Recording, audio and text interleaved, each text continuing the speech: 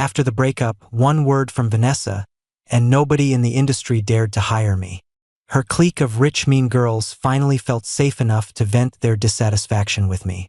I never liked Jared's vibe anyway. Acting all high and mighty all day. You were just too good to him. You spoiled him rotten. Relax, he loves acting so much. He'll be back crawling on his knees in 3 days. 3 days? I bet he cracks by tomorrow. Vanessa sat in the center of the crowd, listening with an indifferent expression, silently condoning it all. Later, I was spotted meeting a strange woman. Superstar Jared caught on a blind date in his hometown. And she's a total knockout. After the video dropped, it went viral online, immediately topping the trending topics.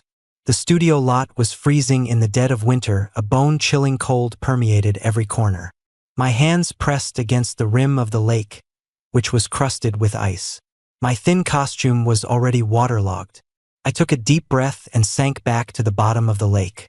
Suddenly, the director shouted from above, "Jared, change the angle.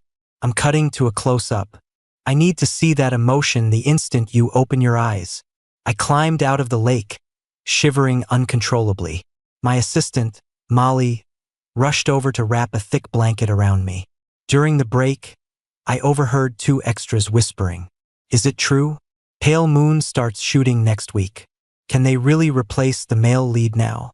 I heard the director spent a year looking for him out of thousands of candidates. After all that effort, how can they just swap him out? I don't know, the gossip blogs just broke the news this morning. Heard he offended some big shot. I pulled the blanket tighter, stopping in my tracks, my body unable to stop trembling. In this industry, most gossip blogs have operators behind them. When news that seems incredible breaks, it's rarely baseless wind. As for whether the news becomes fact, that depends on how the stakeholders spin the narrative. Plus. I remembered that night we completely fell apart. Before I left the villa, Vanessa looked at me with eyes like rolling storm clouds. As soon as I got to the dressing room, Molly handed me my phone. "It's Barrett." I gripped the phone, hesitating for a long time before putting it to my ear. There was a moment of silence on the line. After a few seconds, his voice came through, cold and hard. "I don't know if I should call you stupid or pitiful. I don't have the power to fix this mess. I only got involved in your crap because I was blinded by the money and listened to that woman." Pursed my lips. "If it really comes to that, I'll find a way to pay the damages." He laughed. "Billions in breach of contract fees. How are you going to pay that? If your brain hasn't frozen over on that set yet, listen to me. Take the earliest flight back to New York. She's at the club. You go there, lower your head, and everything gets solved." I told him sincerely, "If I go back, I'll die, Barrett." He didn't say another word and hung up. The top spot on the trending list was now Jared replaced in Pale Moon, followed by a dark red breaking tag. I clicked into the thread. The top posts were from the usual gossip accounts that had been running hit pieces on me since I got famous. My team knew exactly who owned them. Usually, unless there's egregious slander, teams don't engage. Artists aren't afraid of bad press, they're afraid of no one caring. After scrolling through a few posts, I finally saw that name referenced as a comparison. The movie Pale Moon had been highly anticipated since pre-production. Producer Davis had a reputation in the industry for having the Midas touch. Director Leon was a legend in cinema. Add in the Golden Screenwriter Stone, and people were breaking their heads trying to get even a minor role. When I was preparing, I wrote a character biography as thick as a book, covering almost every character in the film. Back then, I was filming another project while stealing every spare moment to study the role. Sometimes, after wrapping late at night, I wouldn't even have time to shower before diving into my room to practice over and over. At that time, Vanessa and I weren't like this. When I accidentally fell asleep on the sofa holding the script, she would occasionally visit my hotel near the studio. She'd quietly crouch on the carpet, skillfully remove my makeup while I slept, and then carefully help me into bed.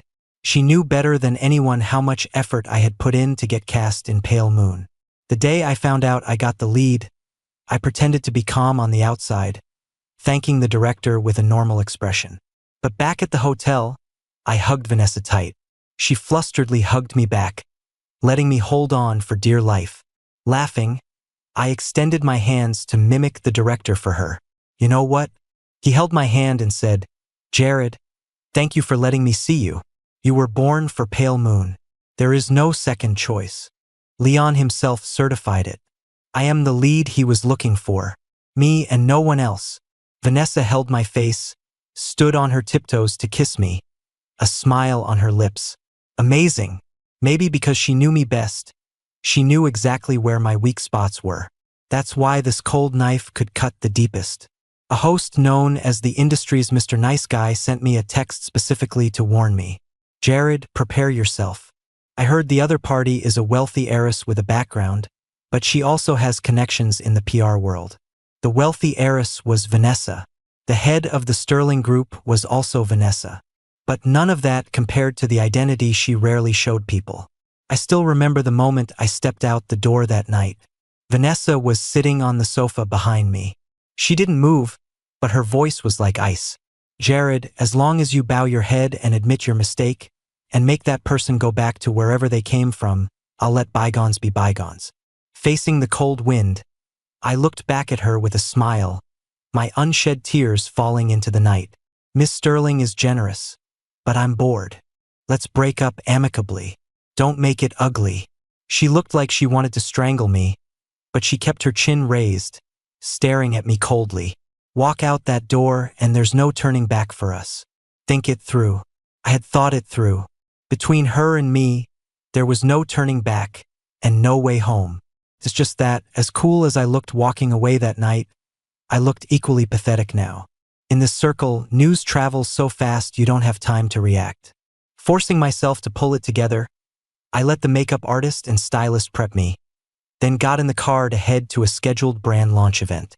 Head down, I quietly recited the product details I'd memorized, temporarily pushing everything else to the back of my mind. Just then, my assistant warned me, "Barrett says the vibe from the global team at Fiore is off. He suspects the media on site has already received news. If they ask related questions, he wants you to handle it flexibly." The Fiore endorsement came after my hit drama aired earlier this year. Before signing, the brand had vetted me for nearly 3 months. The contract was practically drafted. How could they flip just like that? I opened my mouth but couldn't make a sound, my fingernails unconsciously digging into my palm. It's not rare for rivals in the entertainment industry to intercept resources. But unless an artist has broken the law or has a massive scandal, usually no one dares to reach directly into someone else's pot to steal food this blatantly. Outside the car window, flashbulbs flickered like lightning. The piercing light cut through the glass, dancing recklessly across my pale face. Faces distorted by eagerness pressed against the window, like a pack of greedy wolves waiting to tear me apart alive. "Jared, we heard Fiore replaced you as global ambassador. Is it true? Rumor has it your lead role in Pale Moon is gone too. Did you offend a donor, or are you involved in tax evasion? Jared, can you say a few words?" I tightened my grip, straightened my spine, and walked from the besieged car to the center of the red carpet. Raising my head, I scanned everyone with a calm expression, then flashed a smile. Today is the launch event for Fiore. I hope everyone focuses on the new products being released. They are the protagonists today. With that, I ignored the irrelevant questions, smiled at the host, and signaled her with my eyes to relax and continue the event. After the launch, the car exited through a quiet side road. I leaned against the window, watching the scenery pass in silence. We picked up Barrett halfway. He was still frosty, debriefing me the moment he sat down. I talked to producer Davis about Pale Moon. "I've suppressed the news for now, and there's no official announcement yet, so we can still fight for it. We can't lose the endorsements. If the movie and the business deals both tank, your resources in this industry will plummet. If you wanted to break up, you should have done it earlier. If you were smart, you would have ridden the wave back then, grabbed some resources and ran. Now you're poking the bear. I really don't get what's going on in that head of yours. In all my years with Vanessa, I never accepted any resources or connections she offered, except for Barrett. When I met her, I was just a D-list actor without a proper agent. Vanessa took me to meet Barrett back then, and he's managed me ever since. Barrett was famous for his explosive temper. Sometimes he yelled even at me. I was used to it. I remembered how, over the years, he drilled it into me. Don't talk about true love and futures with a woman like that. You won't even know how you died. I was stubborn, stupid.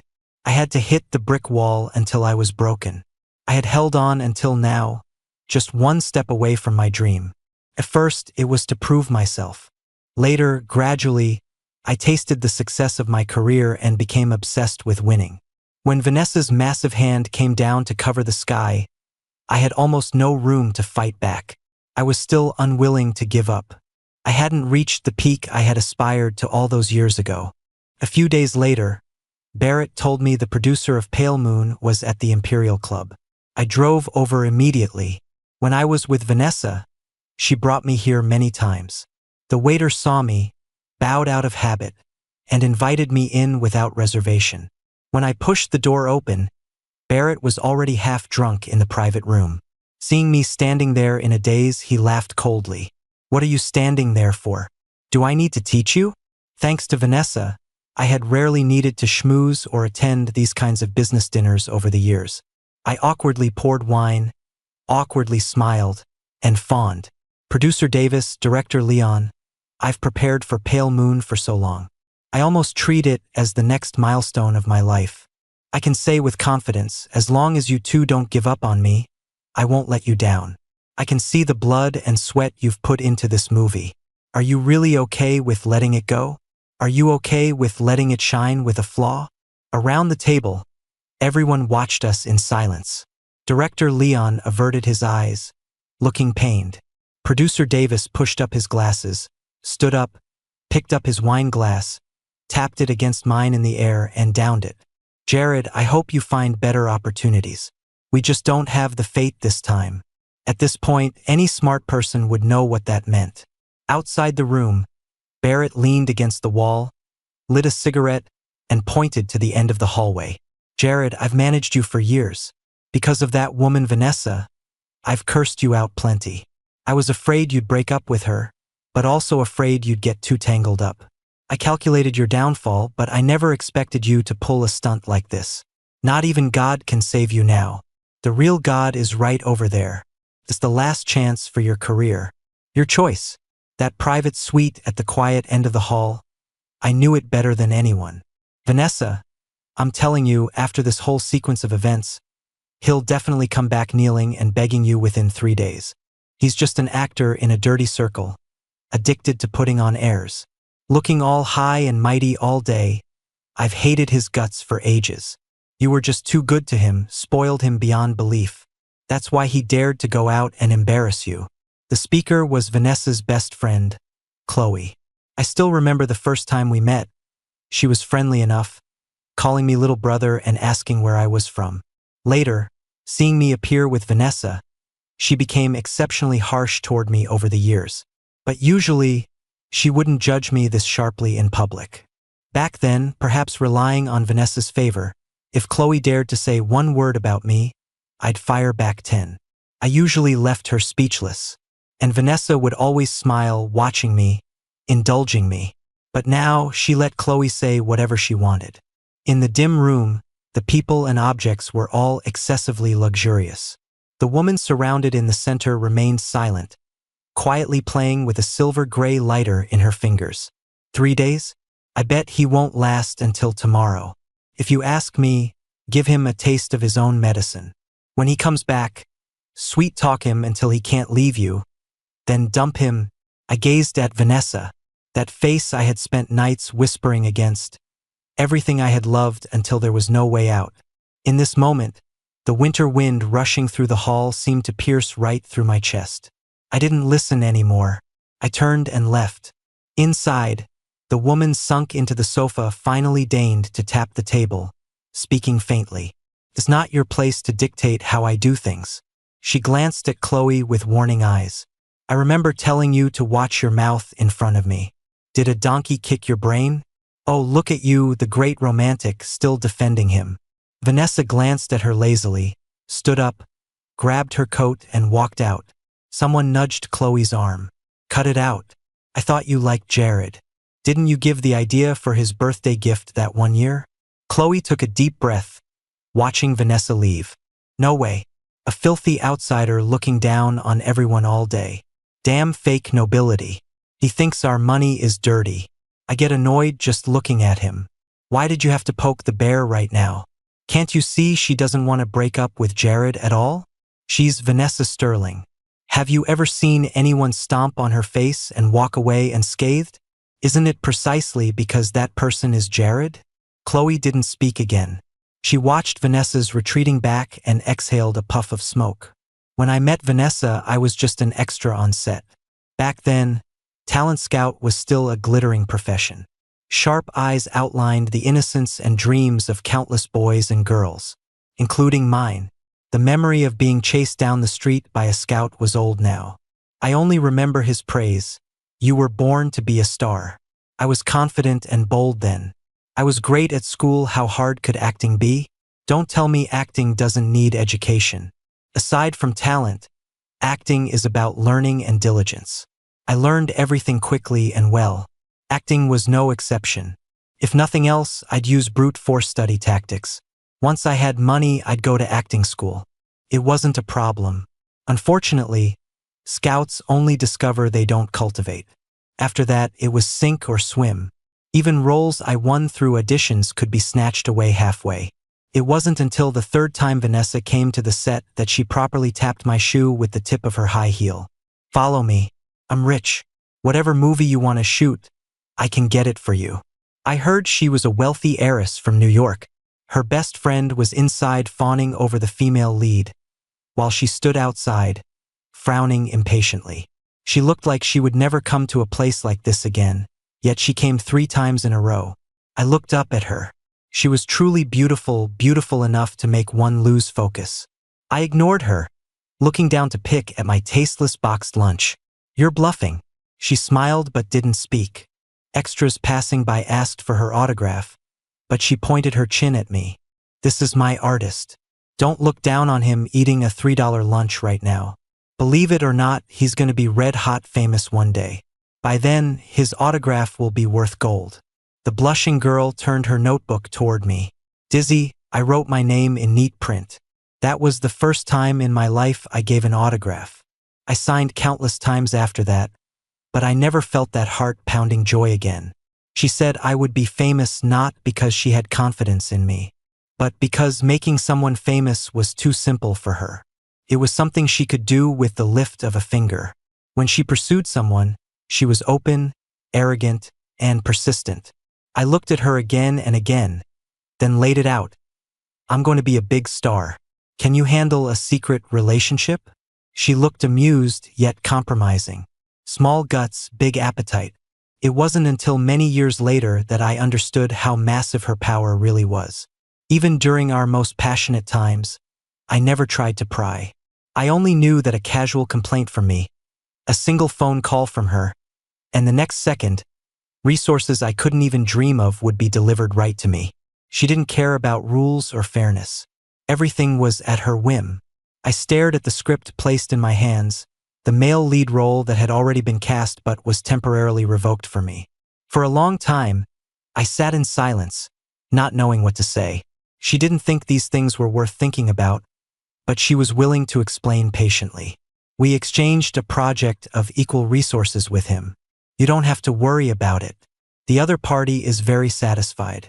Taylor made big budget movies, an independent agency, luxury endorsements without a vetting period. Back then, if I wanted, I could have reached the sky in a single step. But I was young, harboring a determination to compete with the world. I wanted my dream to shine honorably. I didn't want to stand beside her unable to lift my head. I wanted to stand shoulder to shoulder with her openly and honestly. Her trick of valuing people was always the same, just like with the boys she met before. Those boys gave her pleasure, and she wasn't stingy. The resources that could smooth a star's path were worthless to her, but they brought her amusement.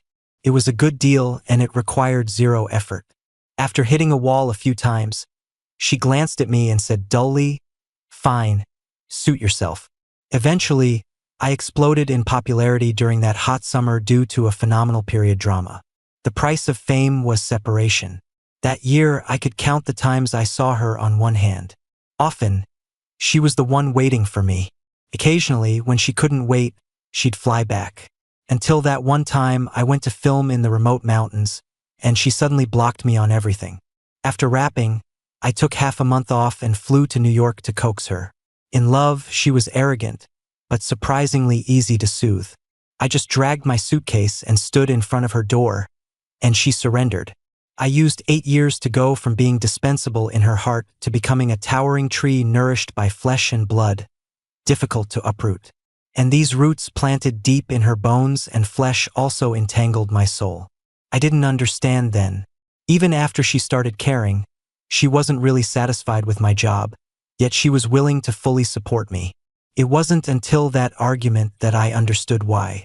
She wasn't as steady then as she is now. She was young and brash, letting emotions hurt herself and others. You don't answer calls, you don't reply to texts. I don't need a boyfriend who is never around, nor a boyfriend who is constantly in danger. Is filming that important?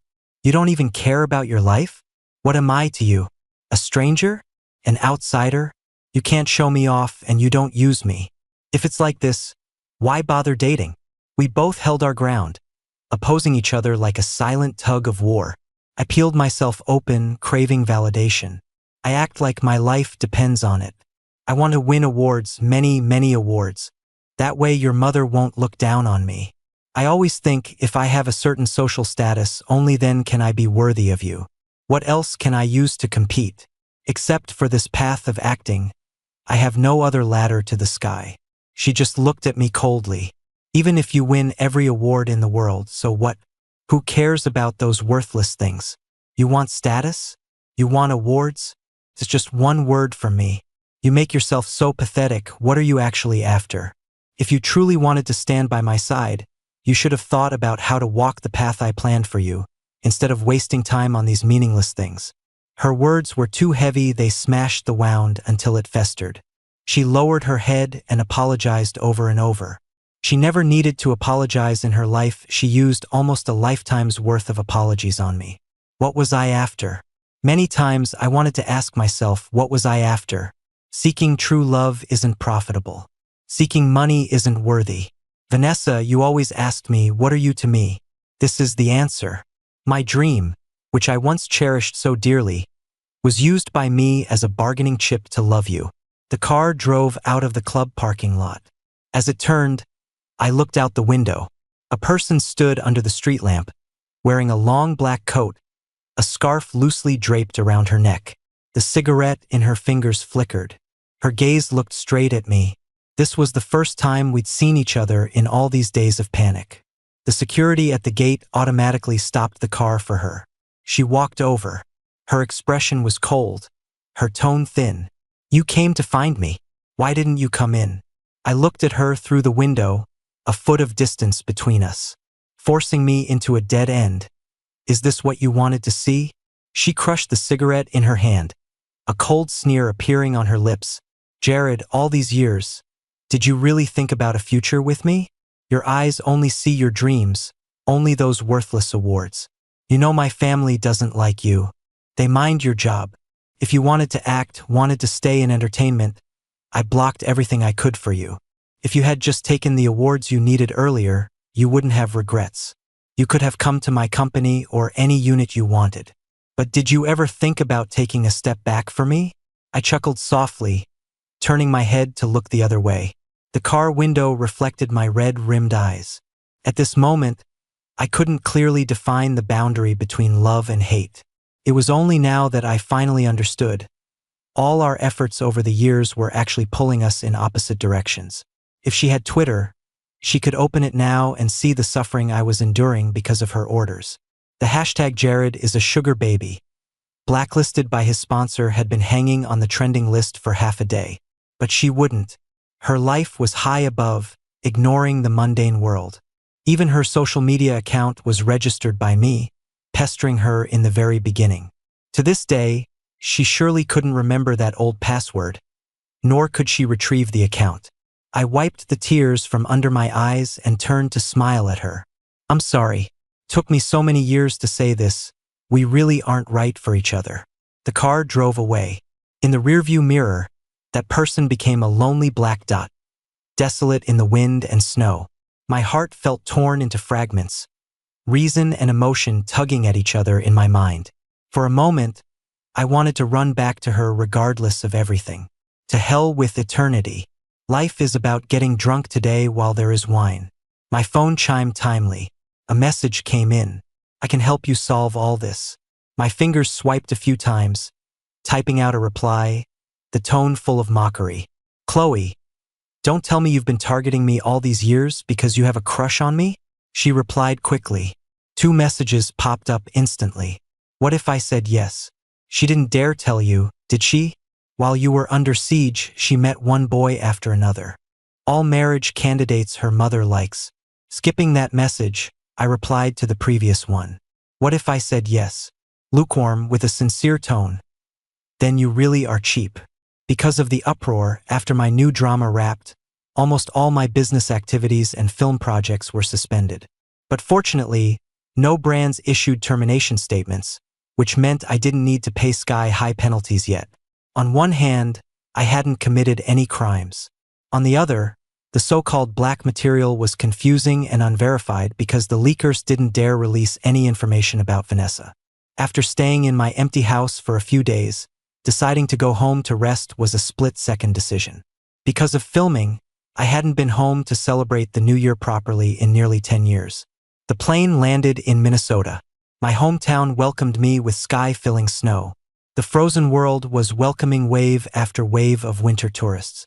It was an 1.5-hour drive from the airport to my house. Entering the door, I saw my parents hurriedly packing luggage.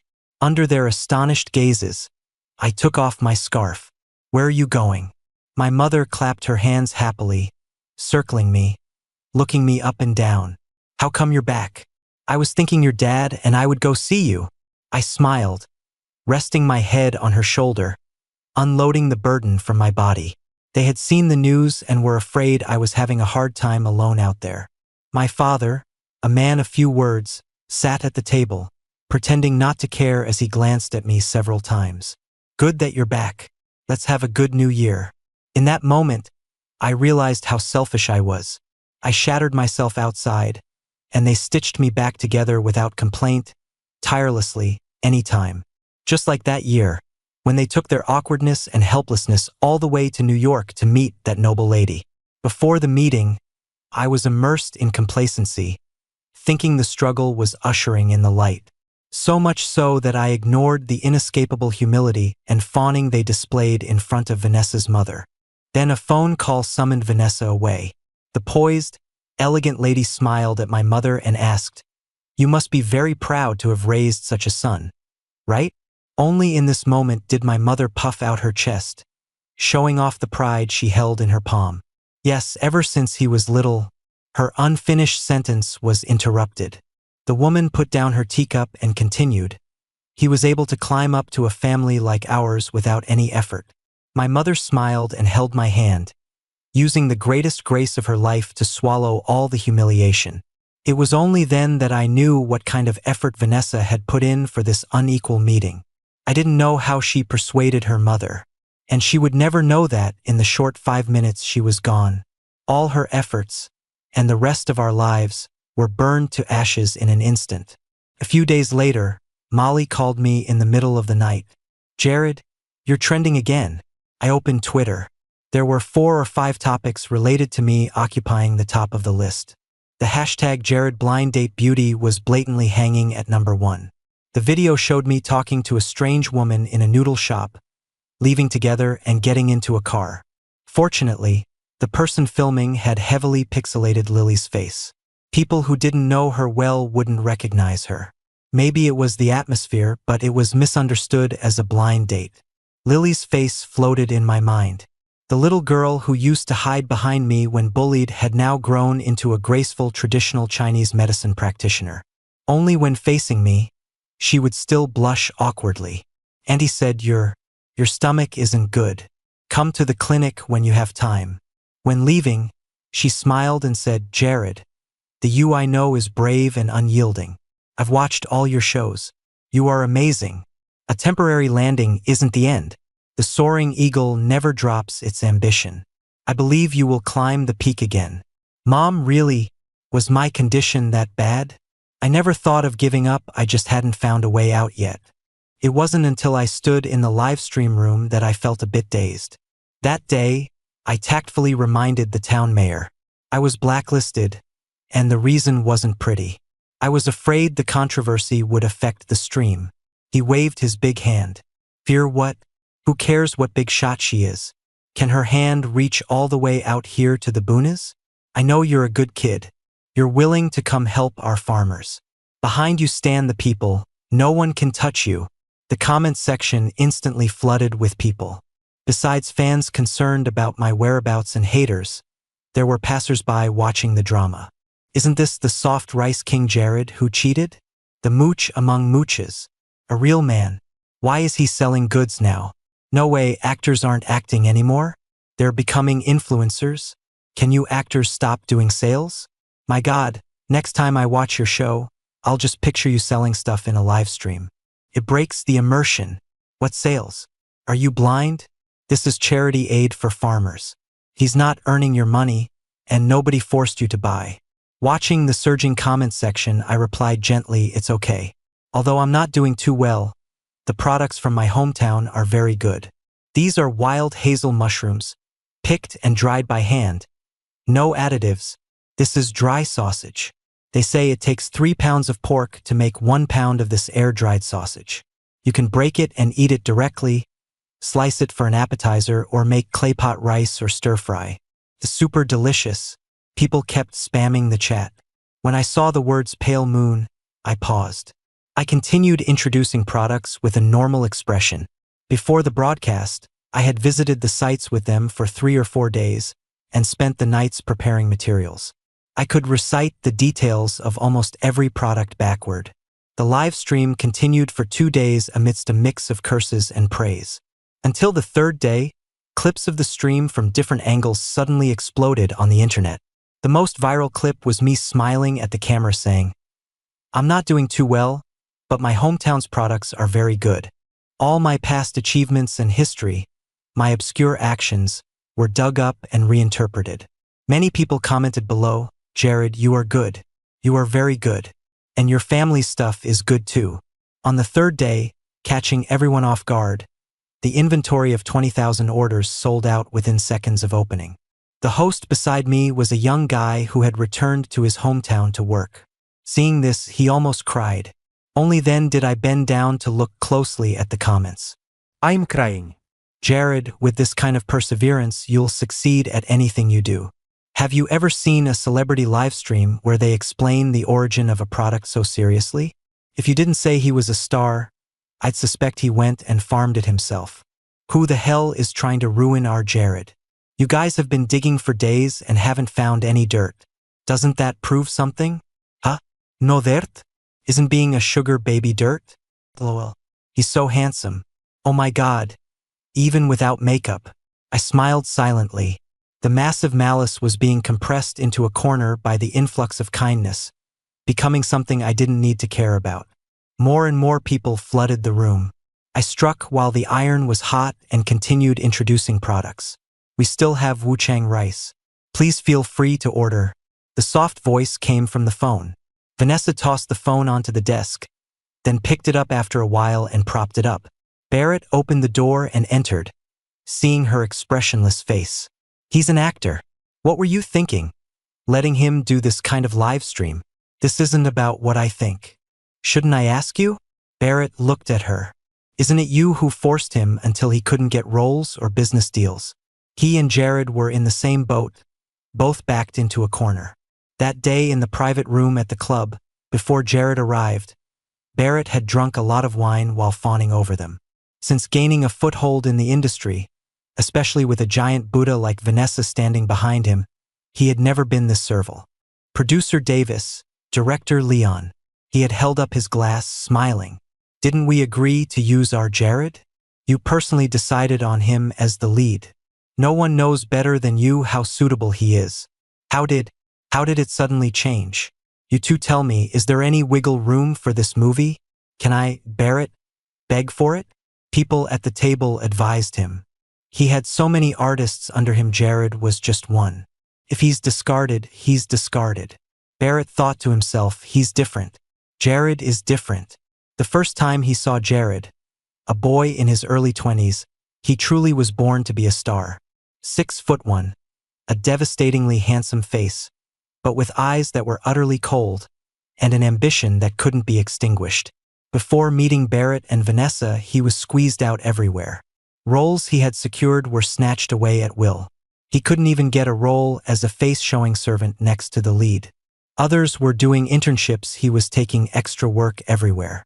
Roles with no lines, roles without showing his face, playing dead bodies, he took them all. Under such difficult circumstances, his college exam scores never lagged. He even graduated with honors. Barrett initially looked down on him, thinking he was just another useless vase arranged by a woman. At first, the kid would cautiously explain, "I'm not a mooch. She's my girlfriend. We're just dating normally."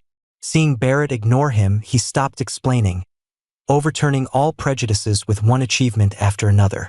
When Barrett was slandered by his ex-wife, his reputation ruined, and his child almost taken away, Vanessa, afraid he would affect Jared, wanted to replace him without hesitation. It was Jared who would rather fight with her to keep him, accompanying him to fight the lawsuit and get the kid back. Thinking of this, Barrett looked again at the silent Vanessa and mocked. At first, didn't you dislike that his love was too intense, that it annoyed you to the point of avoidance? Why are you now insisting on finding the love you once dismissed? In their third year together, Vanessa still didn't care much about Jared. That silly kid told everyone he met he was in love. Who would have thought? She was lukewarm, terrified of his appearance, telling everyone, "This kid is good at everything, except he loves talking about sincerity. What is that worth?" When Jared heard this, he came back and locked himself up for 3 days, unable to eat. It wasn't until Barrett punched him in the shoulder that he pulled himself together and went to work as if nothing happened. In the quiet moments, he was full of defiance. "The more she fears it, the more I want her to treat me with sincerity." Thinking about it now, Barrett still thought he deserved it. Asking for trouble. What kind of person was Vanessa? Even after all these years, he had never figured her out. The only time he got close was when he went to pack things for Jared and accidentally glimpsed a bright red passport. Vanessa turned around, smiling mockingly. Did I not give him a chance? Look at what he did. One woman after another. Who is forcing whom? Barrett countered, "You were with him for 8 years. Aside from his parents, the person who understands him best should be you. 8 years of time couldn't buy your trust? You actually believe he would cheat? You questioned yourself and you insulted his heart." The woman Vanessa's mother found was really green and awkward. Jared had leaned against the doorframe, watching her trembling as she put something in the water glass. He was expressionless, silent. In just an instant, he made a decision.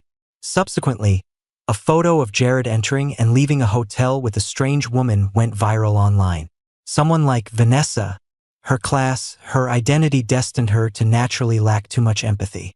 She couldn't learn to look people in the eye, couldn't understand the suffering of the mundane world. She might have Jared in her heart, but the love brought by looking down from above could never penetrate the flesh to reach the depths of the soul. She wouldn't understand what Jared's worthless persistence over the years was, nor could she understand his thin, pitiful self-esteem. But in this society, for a successful man, if a woman stands beside him, regardless of whether she's useful, all his success will inexplicably be attributed to that woman. Let alone a woman like Vanessa Sterling. Barrett wasn't really afraid of her anymore these years. No matter how he cursed, Vanessa didn't pay much attention. But he forgot that Jared wasn't here now. He blurted out, "You rich people really love being bitches." Vanessa looked at him coldly. "Get out." When Barrett rolled out, he slammed the door heavily, relieving a bit of his anger. He wasn't too worried about Jared right now. This move was played well. If he came back in the future, he'd have extra leverage. "Jared, you will succeed at anything you do. The mercy of fate is that as long as you keep walking, It always prepares a path for you. With this belief, I smiled and walked out the door, instantly seeing the woman in the icy world. I didn't have time to wonder how she found such a remote place and made her way here. Under the dim street lamp, I didn't know how long she had stood. It was freezing tonight. Thick ice and snow covered the road. Because there were few pedestrians, the snow wasn't cleared in time. Vanessa walked toward me, her steps crunching in the snow. I watched her like this, then suddenly spoke. "Don't come over. My mom doesn't like you." "Vanessa, in this world, not only does your mom dislike me, my mom doesn't like you either." She stopped, looking at me with weary eyes across the short distance.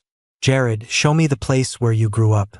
She still remembered what I had mentioned countless times that year. "When there's a chance, I'll take you back to my hometown. That place is small.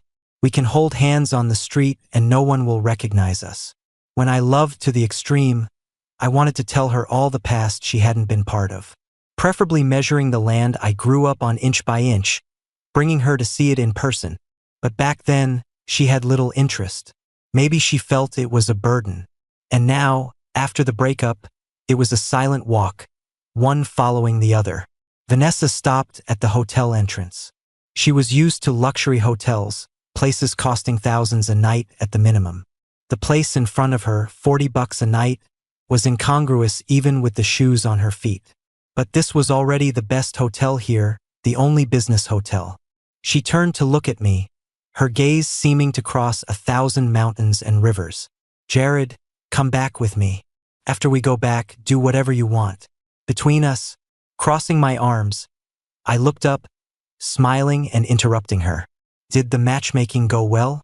The guys you met were all good, right? Not annoying enough to make you struggle between two ends?" She pressed her lips together, saying nothing. I left silently. After getting in the car, I reached into my pocket and my fingers touched something. I took it out and looked at it under the passing streetlights. A piece of paper folded into a heart. Written on it were the words "make-up coupon" in my handwriting. So childish. I chuckled, reading those 3 words. I rested my head against the window, tears sliding down silently. Vanessa back then had said the same thing. So childish. I promise you, for many, many years to come, this coupon allows Jared to make up with you unconditionally once. How could she dig out these things that should have been thrown away and travel 1,000 miles here with them? The car turned around, arriving at the hotel again. Vanessa was still standing at the door. Her eyes were still indifferent to the world, only the cigarette in her fingers burning with a bit of worldly air. I placed the item in her palm, looking straight at her. "Vanessa, we aren't making up. We made it ugly when we separated. This time, let me say goodbye properly. Between us, let it end here." Her face was very pale. Her already fair skin looked increasingly transparent. "Give me a little more time." I shook my head. In that moment when I couldn't control my emotions, I turned around. The person I truly loved for all those years. There was a day she loved me too. For the rest of her life, whoever she loves, I wish her happiness. No matter when, I wish her a joyous life, asking nothing of the past. Vanessa gripped the thing in her hand, watching the person in front of her step into the wind and snow, never looking back. I knew she wouldn't entangle herself too much. Coming this far was enough. In her vast and mighty life, I would eventually become a dusty memory, a passerby of yesterday, no longer necessary to recall. The next day, I received news that she left on an early flight. At the same time, I received a phone call. "Jared, I saw your live stream. You are amazing, excellent. I want to ask you now, are you still willing to star in Pale Moon?" "I'm sorry. I couldn't find anyone more suitable than you. If producer Davis can't handle the pressure and pulls the funding, I'll figure out the money." "Pale Moon isn't just your dream, it's mine too. Do you have the confidence to build this dream with me?" Hanging up the phone, I looked out the window, unable to recover for a long time. In this moment, I suddenly remembered many past events. In those memories, I met my dream first, then I met you. I'm going back to where the dream began. This time, I'm still alone, but I will make it take root and sprout, blooming into the most brilliant flower. That year, Jared swept the major award season, winning Best Actor across the board. The media dug up the movie that brought him fame, Pale Moon, which was sent to Cannes for competition. A pearl not covered by dust, unpolished jade finally glowing. This was the world's praise for him. As he stepped down from the podium, the screen behind him played clips from his legendary works, one after another. Over the years, he went from a small extra to a crowned king. Riding the horse, crossing the mountains. He truly lived up to that phrase. Red hot famous. Amidst the tireless discussions, a video quietly climbed the trending topics. The video quality was old enough to blur memories. A young boy in a costume holding a carving knife, seriously carving on a stone. Jared, what are you praying for? This was a famous eternity stone. Legend had it that if you carved a name on it, your wish would be granted. The young boy turned to look at the screen, a breathtakingly handsome face smiling with intense purity. Bless my girlfriend with good health and a long life. And, best if she loves me forever. Of course, I will love her forever too.